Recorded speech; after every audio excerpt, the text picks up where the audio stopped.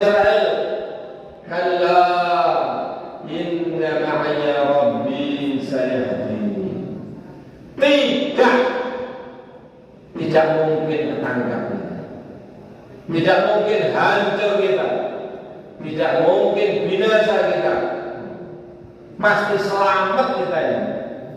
Mengapa? Karena saya ini berjalan hanya mengikut apa yang diperintahkan oleh Allah.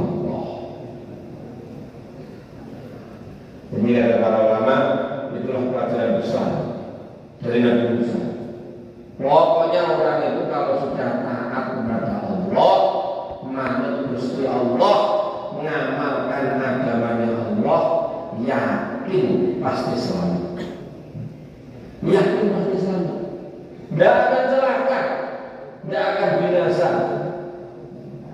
Orang itu kalau mengamalkan agama itu mesti disertai dengan keyakinan bahwa dengan agama ini datang kemuliaan, datang keselamatan, datang kebahagiaan, datang kejayaan. Insyaallah. Jangan kita ini kata Haji Maulana Ilyas mengamalkan agama, memperjuangkan agama, tetapi tidak yakin kepada agama perkara yang dijanjikan oleh Allah. Orang mengamalkan agama, dakwahkan memperjuangkan agama, tetapi kok tidak yakin pasti ditolong oleh Allah. Kata beliau, itu banyak orang yang bernasib tidak baik. Kita ini mengamalkan agama, dakwahkan memperjuangkan agama dengan keyakinan bahwa ini pasti mendatangkan pertolongan. Insyaallah. Allahul mustaqim. Ya Allah, berikan hidayah kepada kami ya Allah. Hidayah jalan yang lurus. Siratal ladzina an'amta 'alaihim. Itu jalannya orang-orang yang telah Engkau beri nikmat kepada mereka.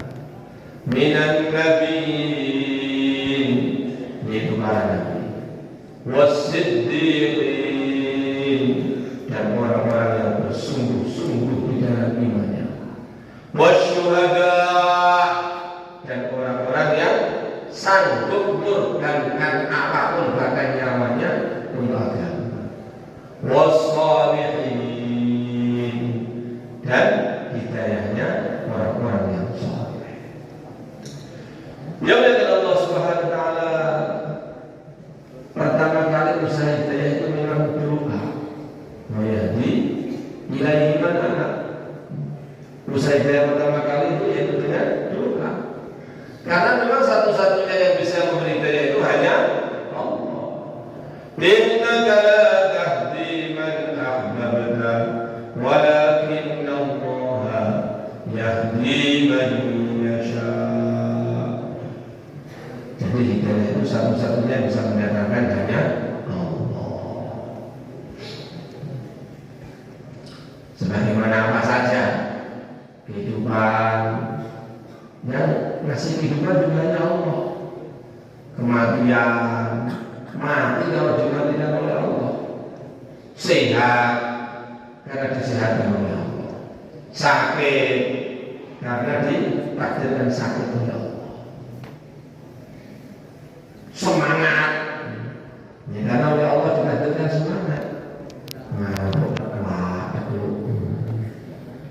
Jadi dari sini bodoh, sing siji kok kuat nyombong, sing siji kok kuat berbenihnya. Kok ngantuk kata itu?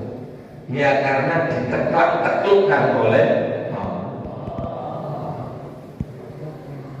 Ada orang Yahudi. Yahudi itu orang yang termasuk anehnya. Datang kepada Nabi Sallallahu Alaihi Wasallam bertanya mengenai masyiah, mengenai takdirnya Allah. Dicatatkan oleh Rasulullah, semua berjalan hanya karena ditakdirkan oleh Allah. Tiba-tiba yang tadi mengatakan, saya mau duduk. Nabi bersabda, sekarang Allah mentakdirkan kamu mau duduk. Yahudi berkata, saya mau berdiri. Nabi bersabda, sekarang Allah mentakdirkan kamu mau berdiri. Tiba-tiba Yahudi mengeluarkan pedangnya, mau saya tebang kalau di depan ini. Nabi bersabda, sekarang Allah mentakdirkan kamu mau nebang pohon. Si Yahudi urung, disarungkan lagi pedang di dalam sarungnya. Tidak jadi saya, tidak jadi nebang pohon. Nabi bersabda, sekarang Allah mentakdirkan kamu tidak jadi nebang pohon. Jadi tidak ada taklifer di jagat di alam semesta kecuali ditakdirkan ditentukan oleh Allah. Masya Allah kan, wa ma lam yasha lam yakun. Apa yang Allah tentukan terjadi pasti terjadi. Sebaliknya, apa yang Allah tentukan tidak terjadi tidak akan mungkin terjadi. Ya dengan Allah SWT demikian pula urusan hidayah itu juga seperti itu. Kalau orang itu ditakdirkan oleh Allah dapat hidayah, ya dapat hidayah saja, apapun jalannya. Maka kita ini doa lagi supaya Allah berikan kepada kita hidayah. Insyaallah. Nabi berdoa. Nabi berdoa. Ya Allah, berikan hidayah. Kuatkan Islam ini dengan Abu Jahal, dengan Umar bin Khattab. Doa begini. Kalau Nabi berdoa itu, keduanya itu tambah beranas. Musuh agama, musuh Islam, musuh Islam itu tambah beranas. Termasuk Sayyidina Umar yang waktu itu belum masuk Islam. Tapi Nabi doa terus.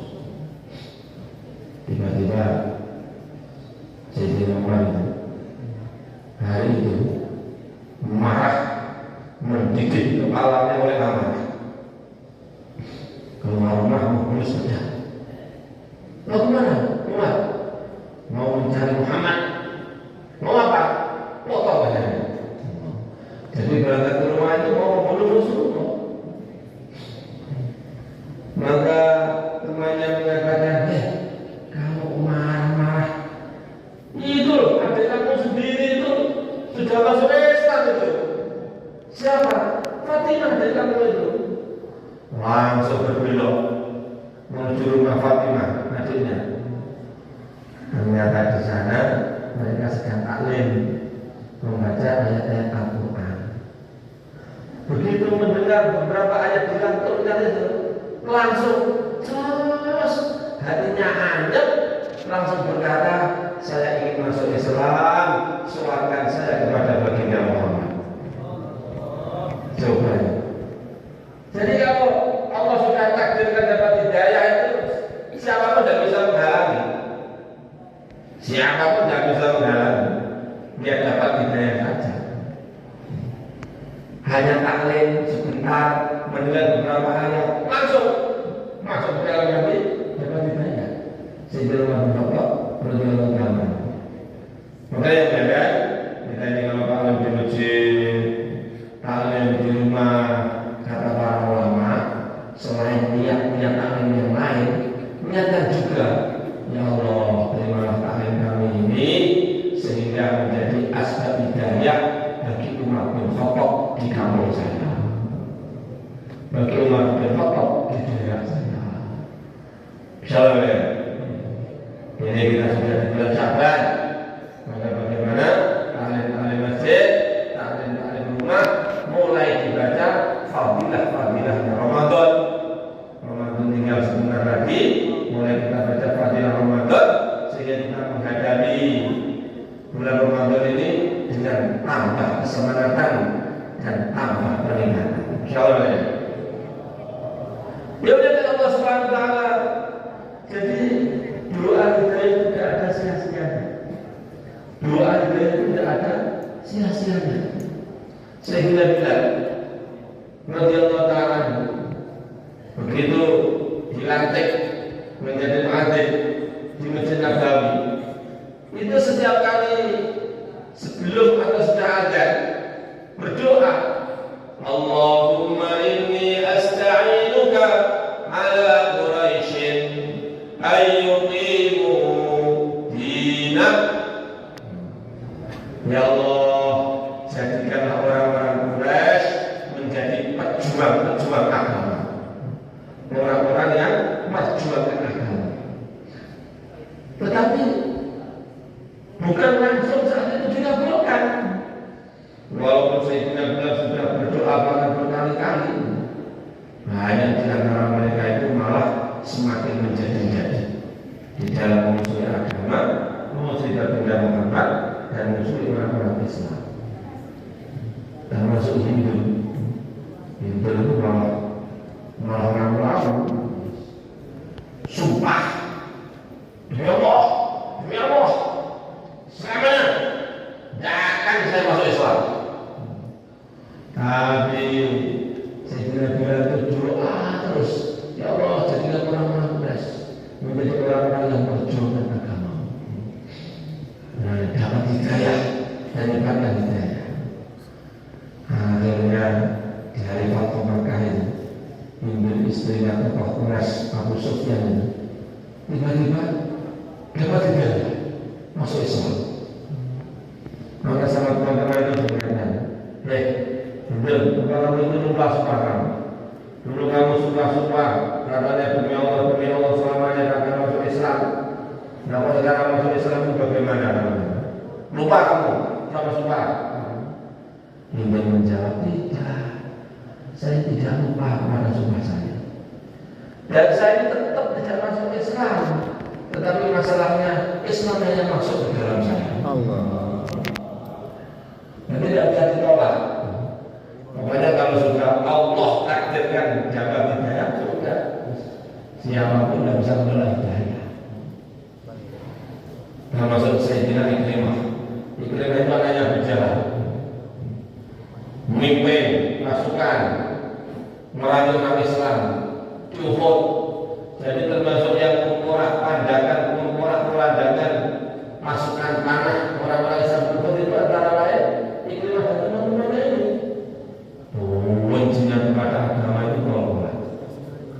Sementara dari Fathu Makkah, orang berbondong-bondong dapat hidayah masuk Islam, Ikrimah itu lari meninggalkan kota Mekah. Bukan sekedar lari, nyebrang lautan, naik kapal, menghindar dari hidayah. Maka tengah-tengah naik kapal itu tiba-tiba diterangi sama anak budaya kapal. Kamu namanya siapa? Ikrimah. Dari mana? Dari Makkah. Wah, beruntung. Beruntung bagaimana? Itu dari negeri kamu, itulah dari Mekah negeri kamu itu. Allah bangkitkan Nabi yang terakhir baginda Muhammad. Akhirnya Ikrimah itu mikir, lama sudah lari naik kapal di dalam lautan, kok saya nasi ini jadi begini.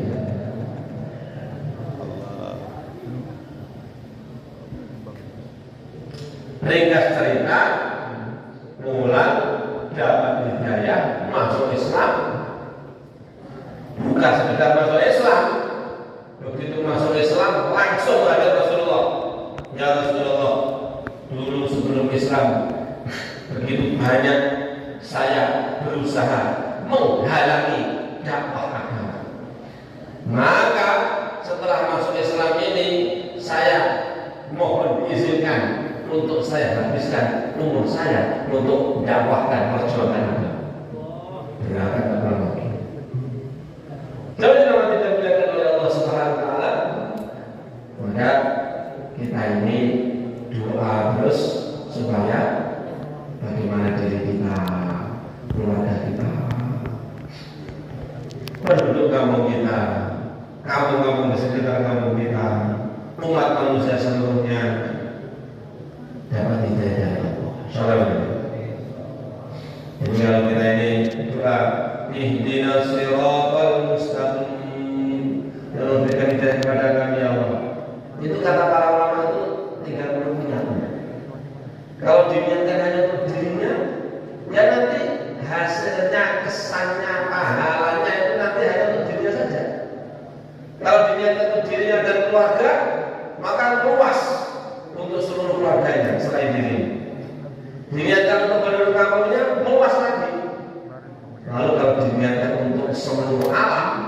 Ya Allah, berikan hidayah kepada kami. Ihdina, bukan ihdini. Kalau ihdini itu berikan hidayah kepada saya saja. Ihdina, ya Allah berikan hidayah kepada kami, yaitu saya, keluarga saya, anak cucu saya, penduduk kampung saya, kampung-kampung sekitarnya, dan umat manusia seluruh alam sampai hari kiamat. Maka kalau doanya itu diterima oleh Allah, dimanapun orang dapat hidayah, dia mendapatkan bagian ganjarannya. Di Jepang ada orang dapat hidayah, dapat pahala. Di Amerika ada orang dapat hidayah, dapat pahala. Di pedalaman Afrika ada orang dapat hidayah, dapat pahala. Di kutub selatan, kutub utara, orang dapat hidayah, dapat pahala. Maka kita ini doa dan usaha hidayah dan diniatkan seluas-luasnya untuk kita, keluarga kita, kampung kita, dan umat manusia semuanya. Insyaallah ini.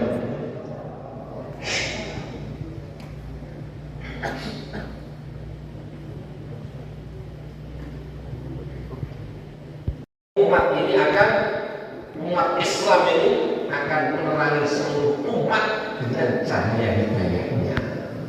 Insyaallah.